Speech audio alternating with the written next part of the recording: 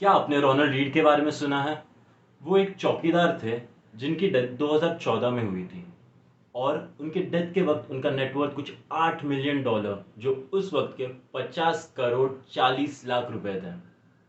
अब आप सोच रहे होगे कि एक चौकीदार के पास $8 मिलियन आए कहाँ से? तो मैं आपको एक बात बता देना चाहता हूँ, ना ही उन्हें ये पैसे लॉटरी में मिले, ना ही उन्हें इनहेरिटेंस या वसीयत में ये पैसे मिले थे, बल्कि उन्होंने जिंदगी भर पैसे कमाए, बचाए, इन्वेस्ट किए और कंपाउंडिंग को अपना जादू करने दिया। अब हम रिचर्ड टुस्कॉनी के बारे में बात करेंगे, जो एक हार्वर्ड ग्रेजुएट थे, जिनके पास एक एमबीए डिग्री थी और मेरिल लिंच के टॉप एग्जीक्यूटिव थे। वो इतने टैलेंटेड और स्किल्ड थे कि उनका नाम 40 अंडर 40 सक्सेसफुल बिजनेस पीपल के लिस्ट में भी आया था। मिड 2000s में मिस्टर रिचर्ड ने बहुत ज़्यादा कर्जा लेके एक आलीशान सा 18,000 स्क्वायर फीट का घर खरीदा, जिसमें 2 एलिवेटर्स, 2 स्विमिंग पूल्स और 7 गैरेजेस थे। इस घर का मेंटेनेंस कॉस्ट भी काफ़ी ज़्यादा था। जब 2008 में फाइनेंशियल क्राइसिस हिट हुई, तब मिस्टर रिचर्ड बहुत ज़्यादा कर्ज में होने के कारण उन्हें अपना बैंक्रप्सी फाइल करना पड़ा। इन दो कहानियों से एक बात तो पक्की है कि कोई हाई फाई एमबीए डिग्री होने से या इन्वेस्टमेंट बैंक में काम करने से आप पैसे का सही इस्तेमाल करें ये ज़रूरी नहीं है। बल्कि साइकोलॉजी ऑफ मनी बुक के ऑथर मॉर्गन हाउसल कहते हैं, financial success is not a hard science but it is a soft skill where how you behave with money is more important than what you know. आज हम इस video में Morgan Housel की book psychology of money के 5 की lessons के बारे में बात करेंगे। अगर आपने अभी तक इस चैनल को सब्सक्राइब नहीं किया, प्लीज़ सब्सक्राइब कीजिए ताकि आपको ऐसी और वीडियोस फ्यूचर में मिलते रहे। Let's get started. Lesson number 1, पे द प्राइस। सपोज आप अपनी डेट पे कोई पिज़्ज़ा प्लेस जाना चाहते हो। यूजुअली आप हमेशा डोमिनोज प्रेफर करते हो, बट सिंस आपको अपनी डेट बहुत पसंद है, आप जोइस पिज़्ज़ा जाना प्रेफर करोगे।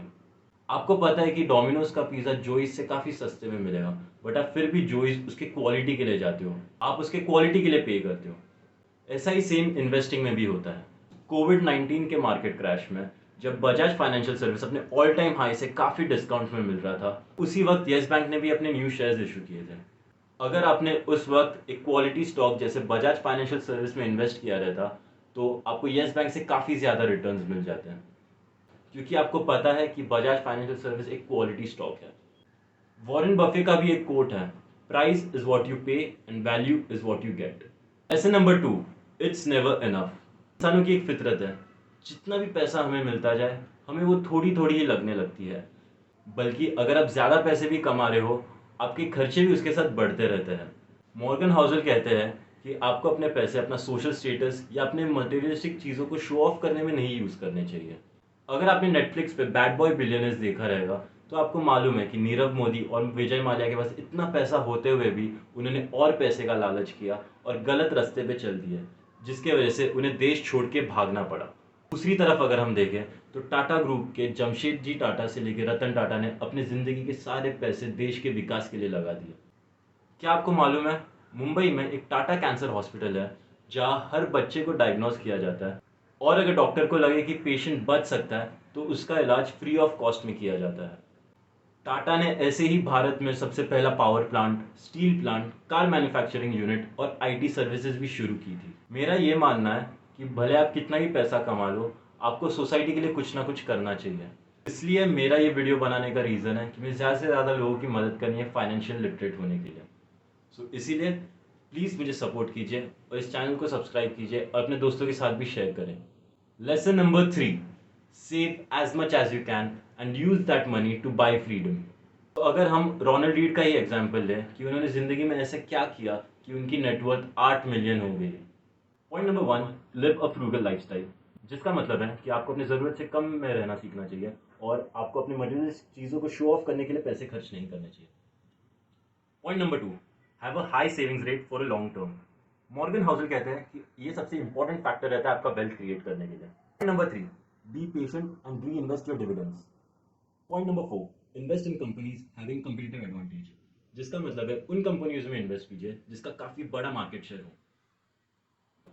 Point number 5, remember that getting rich is not the same as staying wealthy. Lesson number 4, be okay with things going wrong. Author कहते हैं अगर आप 10 में से 5 बार भी गलत हो, फिर भी आप अपना वेल्थ क्रिएट कर सकते हो। क्योंकि आपकी कुछ इन्वेस्टमेंट्स ही आपके ओवरऑल पोर्टफोलियो को बड़ा बनाने में मदद कर सकते हैं।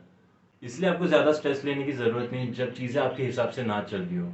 ऐसे ही ज़िंदगी चलती है और स्टॉक मार्केट भी वैसे ही काम करता है।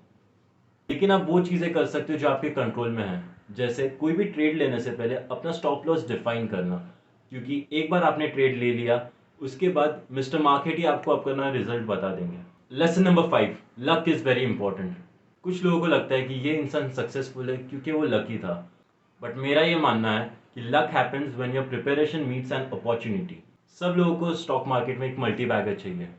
उन्हें लगता है जिसे मल्टी बैगर मिल गया वो बहुत लकी था, बट सच बात तो ये है कि आपको साल में कुछ 2-3 ऐसे स्टॉक्स चाहिए जो आपको एक्सपोनेंशियल रिटर्न्स कमा के दें। इसके लिए आपको कुछ 100 कंपनीज में डिलिजेंटली इन्वेस्ट करना चाहिए, फिर उनमें से 2-3 स्टॉक्स आपको अपना वेल्थ क्रिएट करके देंगे। सो ये थे 5 लेसन जो हम लोग साइकोलॉजी ऑफ मनी बुक से सीख सकते हैं। अगर हम की लेसन को समराइज करें, पहला पॉइंट है pay the price. Number 2, know when it is enough. Number 3, save as much as you can and use money to buy freedom. Point number 4, be okay with things going wrong. Point number 5, luck is very important. तो ये video पसंद आया please like करें, subscribe करें ताकि आपको और ऐसी वीडियोस मिल सके और अपने दोस्तों के साथ शेयर भी कीजिए।